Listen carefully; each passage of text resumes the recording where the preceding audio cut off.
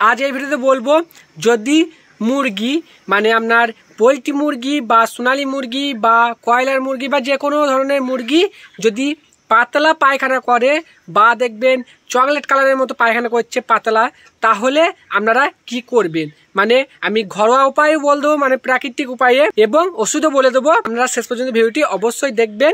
চলুন ভিডিওটি শুরু করা যাক। প্রথমত যদি পাতলা পায়খানা করে আপনি কাঁচা কলা সেদ্ধ করে যদি আপনি খাওয়ান মুরগিকে তাহলে কমে যাবে। এবার বলতে পারেন যে কত পরিমাণ দেবো। 1000 পাখি হয় তাহলে আপনার 10টা কলা দেবেন তাহলে হবে। এবার এটা 3 দিন খাওয়াতে হবে, তো তার মানে 30টা কলা লাগবে। আর যদি আপনার 100টা পাখি হয় তাহলে 3টে কলা লাগবে।